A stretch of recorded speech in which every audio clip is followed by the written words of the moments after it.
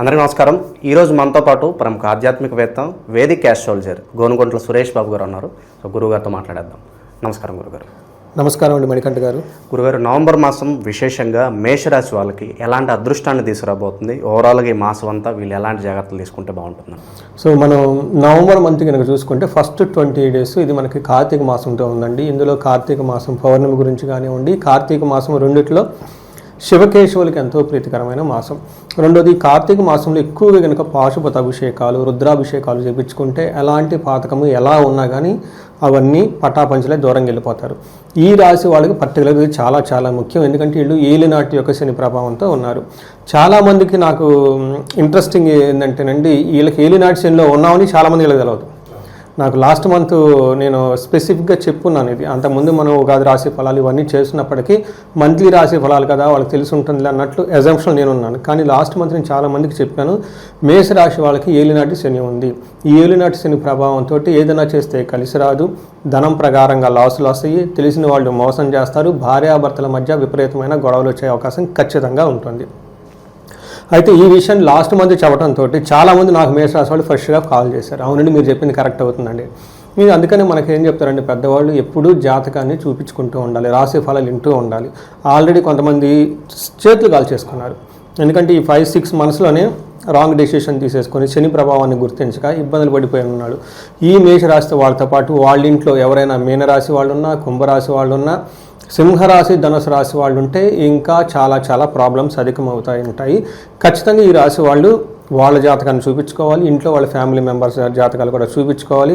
ఎవరైనా కనుక సీనియర్ పొజిషన్లో ఉన్న, మిడ్ లెవెల్ మేనేజర్లో ఉన్న, ఫారిన్ లెవెల్ సెటిల్ ఎన్ఆర్ఐలు ఉన్న వాళ్ళ ఇంట్లో ఈ కాంబినేషన్ ఉన్న రిస్క్ తీసుకోకుండా, ఓకే, చాలామందికి ఆల్రెడీ భార్యాభర్తల మధ్య గొడవలు రావటం, కొంతమంది డైవర్స్ల దాకా వెళ్ళిపోవటము, అప్పటిదాకా బాగున్నారు, అప్పటిదాకా చాలా చక్కగా ఉన్నారు, సడన్గా క్రాస్ రిలేషన్షిప్స్ రావటం, థర్డ్ వ్యక్తి ఏళ్ళ మధ్యలోకి రావటం, ఏళ్ళ మధ్య గొడవలు రావటం, ఇవి చాలామందికి జరిగేసి ఆల్రెడీ బిజినెస్ పీపుల్ అయితే స్పీడ్లో వెళ్ళిపోయారు, కానీ బ్రేక్ పడిపోయింది.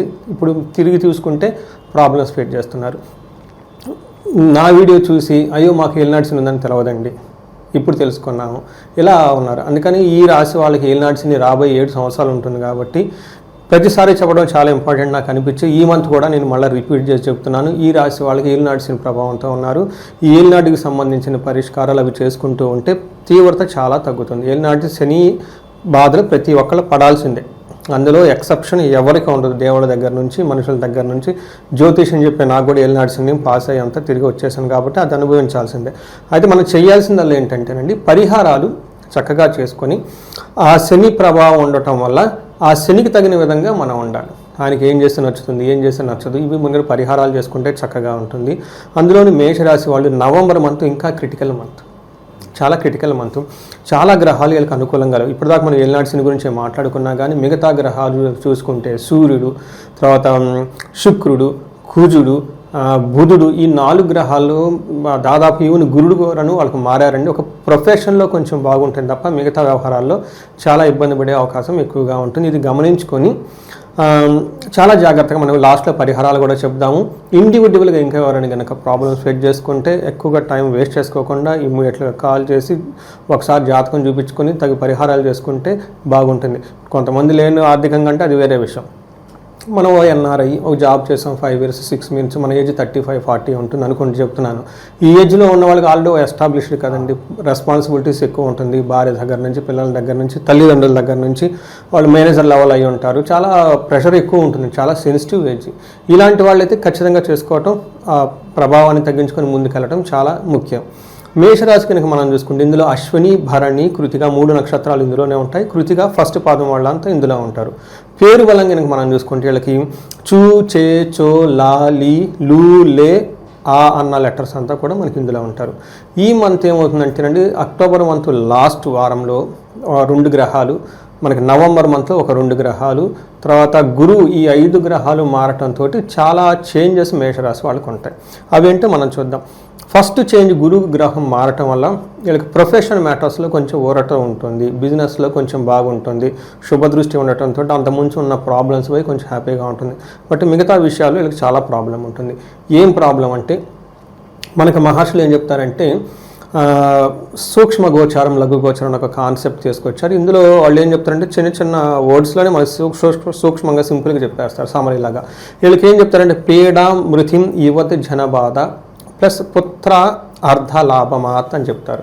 అంటే ఈ మాసంలో వీళ్ళకి శారీరకంగా అలసటగా ఉండి చాలా హెల్త్ కాంప్లికేషన్స్ వస్తాయి. మార్స్ 8th హౌస్లో ఉండటంతో ఏదైనా కనుక మృత్యం అంటారు, ఏదైనా కనుక వాళ్ళకి ఇష్టమైన పని కానీ ఏదైనా చేస్తూ ఉంటే ఇందులో కటింగ్ ఆగిపోయే అవకాశం ఎక్కువగా ఉంది. ఏలినాటి శని ప్రభావంతో ఇంకా ప్రాబ్లం ఎక్కువగా ఉంటుంది. తర్వాత యువత జన బాధ అంటే వీళ్ళకి లేడీస్ నుంచి చాలా ప్రాబ్లమ్స్ వచ్చే అవకాశం ఎక్కువగా ఉంటుంది. ఇన్ కేస్ లేడీస్ కనుక ఈ రాశి వాళ్ళు అంటే జెంట్స్ నుంచి చాలా ప్రాబ్లమ్స్ వస్తాయి. అందులో యంగస్టర్స్ వాళ్ళ దగ్గర నుంచి ఎక్కువ వస్తాయి. మీకు ఆల్రెడీ బిగినింగ్లో చెప్పాను, వీళ్ళ అన్ని భార్యాభర్తలు చక్కగా ఉన్న ఈ టైంలో థర్డ్ పర్సన్ ఎంటర్ అయ్యి అనవసరమైన భ్రమలు కల్పించేసి వీళ్ళ మధ్య గొడవలు తీసుకొచ్చేస్తారు. అది నిజం అయితే అయి ఉండదు, కొంచెం ఉండొచ్చు, బట్ దాని చుట్టూ వెళ్ళిన స్టోరీ దాంతో ఎక్కువైపోయి బ్రేక్ అయ్యే అవకాశాలు ఎక్కువగా ఉంటాయి. కేర్ఫుల్గా ఉండాలి. ఇదంతా మీ spouse is innocent, behind the screen Shani మహాత్ముడు ఉండి ఆయన ప్లే చేస్తున్నాడని ఒక జస్ట్ ఐడియా ఉంటుకుంటే ప్రాబ్లమ్స్ని చాలా పేషెన్స్గా సాల్వ్ చేసుకోవచ్చు. మనకి సూర్యుడు 8th హౌస్లో ఉంటే ఏంటి అంటే ఇదంతా మంచిది కాదు. ఏమవుతుందంటే దుర్దోష శత్రు సంవాదో గమనాగమన వ్యధ దుఃఖ వార్తా శృతం చైవ అష్టమస్త యథారవి అని మనకు చెప్తారు సంస్కృతంలో. దీని ప్రకారం దుర్దోష చెడుద్దేశం వస్తుంది వీళ్ళకి. అప్పటిదాకా బాగుంటారు, ఏదేదో చేసేద్దాం నాకు ఆలోచన వచ్చేస్తూ ఉంటాయి. తర్వాత శత్రు సంవాదం, శత్రువులతో వీళ్ళు గొడవలు పెట్టుకుంటారు. ఏదో అన్యాయం ఏదో సంథింగ్ చేసి ఉంటారు, వాళ్ళ మానాన్ని వదిలేస్తే పోతుంది. వీళ్ళు శత్రువులతో గొడవలు పడి అది ఇంకా అధికం చేసుకునే అవకాశం ఎక్కువ ఉంటుంది. గమన వ్యధ, వీళ్ళు ప్రయాణాలు చేసినా ఏది చేసినా అందులో వృధా వాళ్ళకు ఉపయోగం ఉండదు, వెళ్ళిన పని అయితే అవ్వదు. దుఃఖ వార్త శృతం చైవ, దుఃఖం కలిగించే మాటలు వార్తలు ఈయన అవకాశం ఎక్కువగా ఉంటుంది. 8వ ఇంట్లో రవి మంచివాడు కాదు. అయితే ఈయనకి 2వ ఇంట్లో దృష్టి కూడా ఉండటంతో మనీ కోల్పోయే అవకాశం ఎక్కువగా ఉంటుంది. చాలా చాలా కేర్ఫుల్గా ఉండాలి. ధనం ఉన్నంతవరకు ధనం మీ దగ్గర లాగేసే వాళ్ళు మీ చుట్టూ వంగి 100 సార్లు దండాలు పెట్టి మీకు మిమ్మల్ని ఆకాశానికి ఎత్తేసేవాళ్ళు ఉంటారు. ఒకసారి ధనం మీ చేయకపోయిన తర్వాత అక్కడ ఏంజల్స్ ఉంటూ గోస్టులు ఉంటాయి, మిమ్మల్ని ఎత్తేసిన వాళ్ళు కాస్త తొక్కేస్తారు. అందుకని చెప్పేసి అది అవకాశం అని మీరు అనుకోవచ్చు, లేదంటే అది మీ మీద ఒక కుట్ర పన్నాగు అని కూడా అనుకోవచ్చు, తెలవదు, అది లోనికి వెళ్ళేవారు. అందుకని ఈ మంత్ అలాంటి ఏమీ చేయకుండా పోస్ట్పోన్ చేసుకుంటే చాలా మంచిది. కుజుడు వచ్చేటప్పటికి వీళ్ళకి మళ్ళీ 8th హౌస్లోనే ఉన్నాడండి. కుజుడు కూడాను మంచిది కాదు. 8th హౌస్లో కుజుడు ఉండటం వల్ల ప్రవాస కార్యహాని సాత్ కసారోగ పీడనం స్థాననాశనం రుణచ్ఛేద అష్టమస్తే భవేత్ ధారాసుతే అని చెప్తారు. అంటే వీళ్ళకి ప్రవాస అంటే దూరం వెళ్ళిపోయేసి ఫారిన్ అంటే మనకి ఏమని చెప్తారు, జాబ్ నిమిత్తం దూరం వెళ్ళిపోయి అక్కడ వర్క్ చేయడం ఎక్కువ అవకాశం ఉంటుంది. పనిలో ఆటంకాలు కలిగే అవకాశం ఎక్కువగా ఉంటుంది. విపరీతంగా దగ్గు వస్తుంది అనమాట. వీళ్ళకి చాలా హెల్త్ వీళ్ళకి చేతిలో ఉండదు, అవుట్ ఆఫ్ కంట్రోల్లో ఉంటుంది. స్థాన నాశనం, వీళ్ళకి డీప్రమోషన్స్ వచ్చే అవకాశం, ప్రాజెక్ట్స్ కోల్పోయే అవకాశము. పర్టికులర్గా ఎన్ఆర్ఎల్ ఎవరైతే వీళ్ళకి మెయిన్గా వాళ్ళకి జాబ్ పర్పస్ వెళ్తారు కాబట్టి అది చాలా ఇంపార్టెంట్. ఈ టైంలో ప్రాజెక్ట్ అయిపోవటం, ప్రాజెక్ట్లో అనుకూలంగా లేకపోవటము, వీటికి సంబంధించి ప్రాబ్లం ఉంటుంది. దీనితో పాటు స్పౌస్ లేదంటే girl friend or boy friend నుంచి ప్రాబ్లమ్స్ వచ్చే అవకాశం ఎక్కువగా ఉంటుంది. వీటికి అప్పులు బాధ చేసి ఏమైనా ఉంటే వాటి ద్వారా విపరీతంగా ప్రాబ్లమ్స్ వచ్చే అవకాశం ఉంటుంది. కానీ ఒక మంచి ఏంటంటేనండి ధన ప్రవాహం ఉంటుంది, కొంచెం సక్సెస్ కూడా వస్తుంది ధనానికి సంబంధించిన మ్యాటర్లో. తర్వాత మోస్ట్ ఇంపార్టెంట్ శుక్రుడు అండి. ఈయనకు లవ్, రొమాన్స్, ప్లేజర్స్ ప్రతి ఒక్కరికి కావాలి కదా.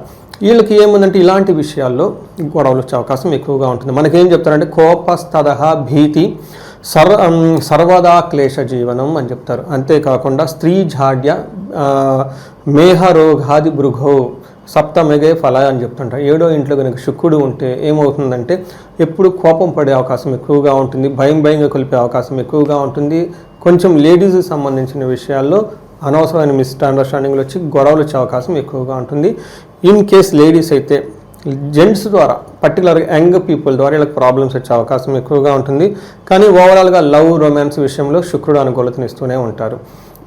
ఇది మనకి ప్లానెట్ పొజిషన్ బట్టి చూసుకుంటే బుధుడు యోగ్యతని ఇస్తూ ఉన్నాడు, గురువు వచ్చేటప్పటికి ప్రొఫెషన్లో సేఫ్టీని ఇస్తూ ఉన్నారనమాట. గురుగారు విశేషంగా ఈ రాశిలో ఏ నక్షత్రాలు వాళ్ళకుంటే వాళ్ళకి ఈ నెల స్పెసిఫిక్గా ఎలా ఉండదు? సో నక్షత్రాలు అశ్విని, భరణి, కృతిక 3 నక్షత్రాలు ఇందులో ఉంటాయి. ఇందులో మనకి అంగగోచారం అనే ఒక కాన్సెప్ట్ ఉంటుంది. ఇందులో కొంచెం మనకు ఒక బ్రాడ్ ఐడియా ఉంటుంది నక్షత్రం వైజ్ ఎలా ఉంటుంది అనేది. దీని ప్రకారం కనుక చూసుకుంటే అశ్విని, భరణి, కృతిక 3 నక్షత్రాలకి కామన్గా ఉంది ఏంటండి ధన ప్రవాహం ఆగిపోయి ధనానికి చాలా ఇబ్బంది పడతారు. దీనికి మనకి దరిద్రం అని చెప్తూ ఉంటారు. నెక్స్ట్ రోగము, హెల్త్ కాంప్లికేషన్స్ కూడా ఉంటుంది. అయితే వీళ్ళకి బెనిఫిట్ ఏంటంటేనండి, మనకి ఒక హ్యాపీ న్యూస్ అంటారు జాబ్లో. తర్వాత రాజ్యలాభం, ప్రమోషన్స్ వచ్చే అవకాశం కూడా ఎక్కువగా ఉంటుంది. అంటే ఉన్న జాబ్ పోయేసి కొత్త జాబ్ మంచిది వచ్చే అవకాశం ఎక్కువగా ఉంటుంది. ఓవరాల్గా లాభప్రదంగా కూడా ఉంటుంది. అంటే మనకి ఏమవుతుందంటే వీళ్ళకి ఛాలెంజెస్ ప్లస్ ఆపర్చునిటీస్ నక్షత్రాల ప్రకారంగా చూసుకుంటే చాలా ఈక్వల్గా ఉన్నాయి. అశ్విని వాళ్ళకి, భరణి వాళ్ళకి, కృతిక ఫస్ట్ రక్షణ వాళ్ళకి ప్రొఫెషన్లో ఒక గ్రోత్, ఒక సేఫ్టీ ఉంటుంది. హెల్త్ విషయంలో కాంప్లికేషన్స్ ఉంటాయి. తర్వాత ఫైనాన్షియల్గా బాగా ఇబ్బంది పడిపోతూ ఉంటారు. అతిగా భయపడే సిచ్యువేషన్స్ కూడా వీళ్ళకి చుట్టూ ఉంటాయి. సో అశ్విని వాళ్ళకి గాయాలయ్యే అవకాశం ఎక్కువగా ఉంటుంది. కృతికా నక్షత్రం వాళ్ళకి కార్యహాని, అనుకున్న పని కాకుండా ఇబ్బందులు పెట్టే పరిస్థితి కూడా వీళ్ళకి ఉంటుంది. సో ఇవన్నీ వచ్చేటప్పటికి మనకి నక్షత్రం వైజ్ వాళ్ళకున్న లక్షణాలను మనం చెప్పుకోవచ్చు. ఇక విశేషంగా మరి ఎటువంటి పరిహారాలు చాలా బాగుంటాయి అంటారు? ఈ నెల ఎటువంటి దైవారాధన చేస్తే మంచి ఫలితాలు ఉంటాయి అంటారు? సో ఒకటి, మనకి సహజంగా ఇది కార్తీక మాసంలో ఫస్ట్ 20 days ఉన్నామండి. చాలామంది ఆల్రెడీ అయ్యప్ప మాలలు వేసేసుకుంటారు, భవానీ మాలలు వేసుకున్నారు, శివునికి సంబంధించిన మాలలు వేసుకోవటం ఇవి చేస్తూ ఉంటారు. మనకి శాస్త్రాల్లో కార్తీక పురాణంలో చాలా విషయాలు చెప్పారు. ఒకటి, ఈ టైంలో లక్ష్మీదేవికి ఇష్టమైన పనులు చేస్తే విపరీతంగా లక్ష్మి వస్తుంది. అందులో భాగంగా మనకేం చెప్తారంటే, విష్ణువుకి సంబంధించిన ఆలయాల్లో సాష్టాంగ నమస్కారం కనుక చేస్తే అన్ని దరిద్రాలు పోతాయని చెప్తూ ఉంటారు. అది ఈజీ సింపులెస్ట్ రెమెడీ, ప్రతి ఒక్కళ్ళు చేయొచ్చు. వీటితో పాటు ఈ టైంలో పాశుపత అభిషేకాలు చేస్తే విపరీతంగా మనకి మంచి లాభం వస్తుంది. ఒకటి, కుబేరు పాశుపత అభిషేకం. ధనానికి కనుక ఎవరైనా కనుక ఇబ్బందులు పడుతూ ఉంటే కుబేరు పాశుపత అభిషేకం, లేదంటే స్వర్ణలక్ష్మి విశేష హోమం అని మేము చేస్తూ ఉంటాం. చాలామందికి బిజినెస్ పీపుల్, ఎవరు ఎన్ఆర్ఐలు వీళ్ళంతా మంది ఆల్రెడీ ఒక ఫ్లోలో ఉండి ఆగిపోయినప్పుడు స్వర్ణలక్ష్మి విశేష హోమం అని ఉంటుంది. 3 days ఉంటుంది. దాదాపు 35 మంది దాకా, ఒక 4 వేద పండితులు, ఒక 35 మంది పురోహితం చేసే బ్రాహ్మణులు వీళ్ళందరూ కలిసేసి 3 days ఒక విశేష హోమం అమ్మవారి కలువు పొడితో చేస్తాం అనమాట. ఇది బాగా వాళ్ళకి యోగ్యతను ఇస్తుంది.